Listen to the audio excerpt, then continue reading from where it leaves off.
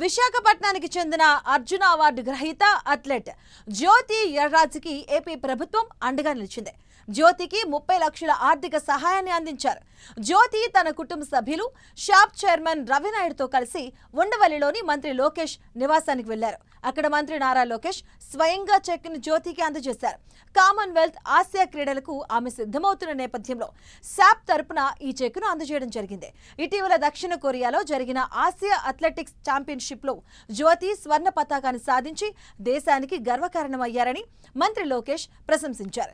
జ్యోతికి ప్రభుత్వం అన్ని విధాలుగా అండగా ఉంటుందని, అంతర్జాతీయ వేదికలపై భారత కీర్తి ప్రతిష్టల్ని పెంచారని ప్రశంసలు కురిపించారు.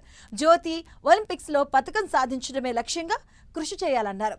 మరోవైపు మంత్రి నారా లోకేష్ ను ఉండవల్లిలోని నివాసంలో మంగళగిరికి చెందిన వెయిట్ లిఫ్టర్ బొల్లినేని చంద్రిక కలిశారు. చంద్రిక ఇటీవల ఇస్తాంబుల్లో జరిగిన Asia open international power lifting championship లో రజత పథకం సాధించారు. ఈ సందర్భంగా చంద్రికను మంత్రి లోకేష్ అభినందించారు.